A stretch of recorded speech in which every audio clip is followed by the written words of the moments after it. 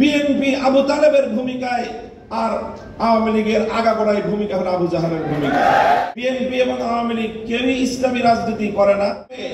আবু জাহাল আর আবু তালেব কেউই কিন্তু ইসলামের পথের অনুসারী ছিলেন না, কিন্তু কেউ যদি আবু তালেব আর আবু জাহেলকে এক পাল্লায় মাপে তার চেয়ে বড় জালিম আর কেউ হতে পারে না। বিএনপি এবং আওয়ামী লীগকে এক পাল্লায় পরিমাপ করে আমি মনে করি এটা অনেক বড় অবিচার। বেগম জিয়া আমাদেরকে বলেছেন অনেক সময় যে দেখেন হুজুর, আমরা ইসলাম প্রতিষ্ঠার রাজনীতি আমরা করি না। ঠিক 5ই আগস্টের একদিন পরে বেগম জিয়াকে হাসপাতালে দেখতে যাওয়ার সুযোগ আমার হলো এবং সেখানে ডক্টর জাহিদ সাহেবের বদান্যতায় দীর্ঘ সময় একান্ত সাক্ষাতে আমার সঙ্গে কথা বলার সুযোগ হলো। চিন্তা করেন যে মহিলা অশীতিপর বয়সে জীবন মৃত্যুর সন্ধিক্ষণে দাঁড়িয়ে যার দ্বারা এমনভাবে নিগৃহীত হয়েছেন, অপমানিত হয়েছেন, নিজের প্রিয় বাস্তু ভিটা তাকে ছাড়তে হয়েছে এবং জীবন মৃত্যুর মাঝামাঝি দাঁড়িয়ে বছরের পর বছর কারাগারে তাকে নিক্ষিপ্ত থেকে মৃত্যুর প্রহর গুনতে হয়েছে, যার উপর অত্যাচার এবং নির্যাতনের কোনো সীমা ছিল না। সেই বেগম জিয়া যখন জানতে পার তার সামনে তো ঘটছিল বাংলাদেশের এই পরিবর্তন, পট পরিবর্তন, শেখ হাসিনার এই পতন, স্বাভাবিকভাবেই তখন তো তার সঙ্গে কথা বললে প্রতিক্রিয়ার মধ্যে শেখ হাসিনার কিছু পর্যালোচনা, শেখ হাসিনার শাসনামলের কিছু জুলুম নির্যাতনের কিছু বিবরণ, তার ক্ষোভ, তার দুঃখ, মর্মবেদনার কিছু গল্প উঠে আসার কথা। আমি বিস্ময়াভিভূত হলাম। তার সঙ্গে প্রায় আধা ঘন্টার মতো আমার কথা হলো। তিনি আধা ঘন্টার মধ্যে একবারও শেখ হাসিনার নাম উচ্চারণ করেননি। তিনি পূর্ণ সময়টা দুটি কথা বলেছেন। একটা হলো আমার মরহুম বাবা সাইদুল হাদিস সাহেবের সঙ্গে তার রাজনীতির কিছু স্মৃতিচারণ তিনি করলেন এবং আমাকে সেজন্য অভিনন্দন জানালেন।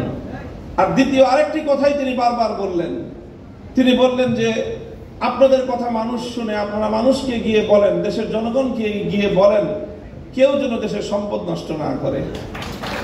এই সম্পদ তো আমাদের, গণভবন, প্রধানমন্ত্রীর কার্যালয় সহ এই রাষ্ট্র আমাদের। মানুষকে শুধু একটা কথা বলেন, যেন কেউ এই রাষ্ট্রের কোনো সম্পদ নষ্ট না করে। আমি অভিভূত হলাম যে এই পরিস্থিতিতে একজন মানুষ, তার কিন্তু নিজের অতীত জীবনের দুঃখ কষ্ট নিয়ে কোনো ইতিহাস তার মনে নেই।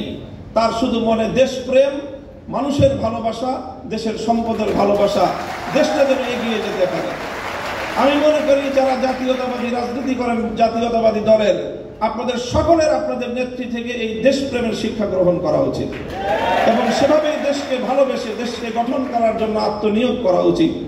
এবং আমি ওনার ব্যক্তিগত জীবন এবং তার অর্থনৈতিক স্বাবলম্বিতা সম্পর্কে যে তথ্য আমরা জানি, সেটা আসলেই বিস্মিত হওয়ার মতো যে 3 বার বাংলাদেশের রাষ্ট্রপ্রধান, প্রধানমন্ত্রী থাকা পরেও তার অর্থনৈতিক যে সক্ষমতা, তার যে সাধারণ মাত্রা, সেটা বিস্মিত হওয়ার মতোই।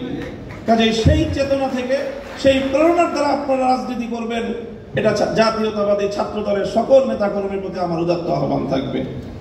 দ্বিতীয় আরেকটি কথা আমি বেগম জিয়ার উদ্ধৃতিতে আজকের এই মঞ্চে আমি উচ্চারণ করতে চাই। দেখেন, দীর্ঘ একটা সময় একসঙ্গে আমরা যুগপৎ রাজনীতি করেছি, জোটবদ্ধ রাজনীতি করেছি, আন্দোলন করেছি, সরকার গঠন করেছি। আমি একটি ঐতিহ্যবাহী রাজনৈতিক, ধর্মীয় রাজনৈতিক পরিবারের সন্তান। আমাদের রাজনীতির মুখ্য উদ্দেশ্য হলো আল্লাহর জমিনে আল্লাহর দ্বীন প্রতিষ্ঠিত করা, আল্লাহর জমিনে খেলাফত ব্যবস্থা কায়েম করা। এটাই হলো আমার রাজনীতির মূল দর্শন। তবে আপনারা যেই রাজনীতি করেন, সেই রাজনীতির সাথে আমাদের রাজনীতির কিছুটা পার্থক্য আছে। সেই পার্থক্যের জায়গাটুকুও বুঝতে হবে এবং সেখান থেকে আপনাদের দায়িত্ব এবং ভূমিকার কথা আমি বলছি, আমার বক্তব্য দিয়ে নয়, বরং আপনার নেত্রীর উদ্ধৃতি দিয়ে।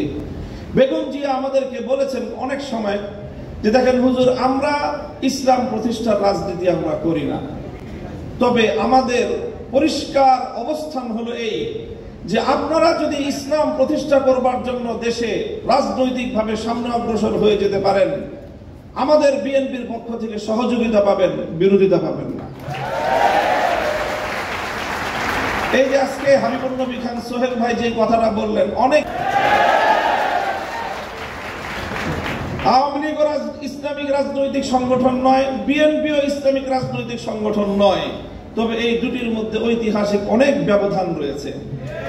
সেই ব্যবধানটার কথা আমি আরেকটা উদ্ধৃতি দিয়ে একটু স্মরণ করিয়ে দিতে চাই। বাংলাদেশ জাতীয়তাবাদী দলের একজন মরহুম নেতা, সাবেক মন্ত্রী চৌধুরী কামাল ইবনে ইউসুফ, আপনাদের অনেকের নাম মনে থাকার কথা, তার একটা উদ্ধৃতি, তিনি একদিন এক প্রসঙ্গে বলেছিলেন, একটা কথা বলতে গিয়ে বিএনপির প্রতি তার নিজের যে অধিকার, সেই অধিকার সাব্যস্ত করতে গিয়ে বলেছিলেন যে বেটা আমি 200 বছর ধরে বিএনপি করি। কি বলেছেন?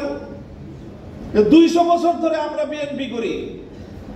আপনাদের অনেকের মনে প্রশ্ন জাগতে পারে, বিএনপি তো প্রতিষ্ঠিতই হলো স্বাধীনতার বেশ পরে, শহীদ জিয়াউর রহমানের হাত ধরে, আর চৌধুরী কামাল ইবনে ইউসুফের বয়স কত? 60-70 বছর। তো বিএনপিও তো 50 বছর আগে জন্ম নেয় নাই, চৌধুরী কামাল ইবনে ইউসুফের বয়সও 50 বছর নয়। তো ওই বেটা কিভাবে 200 বছর ধরে বিএনপি করে?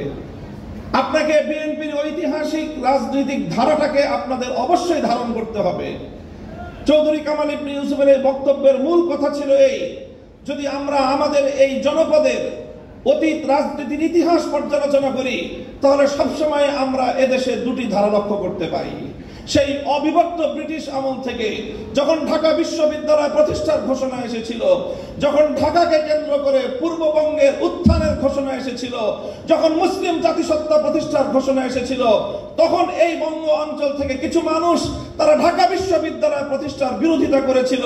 তারা ঢাকাকে কেন্দ্র করে পূর্ববঙ্গের উত্থানকে ঠেকিয়ে দিতে চেয়েছিল, যারা মুসলিম জাতিসত্তার বিরোধী ছিল। এই ঐতিহাসিক ধারা সেই ব্রিটিশ আমল থেকে চলে এসেছে, আর এই ধারায় এইভাবে দুটি ধারা প্রতিষ্ঠিত হয়েছে, সংঘাত চলেছে, লড়াই চলেছে। একটি ধারা ছিল পূর্ববঙ্গ কেন্দ্রিক এই বাংলাদেশী জাতীয়তাবাদ তথা মুসলিম জাতীয়তাবাদের, মুসলিম জাতিসত্তা গঠনের যে ঐতিহাসিক ধারা, এই ধারার যারা রাজনীতি করে জাতীয়তাবাদী দল বিএনপি সেই ধারারই প্রতিনিধিত্ব করে।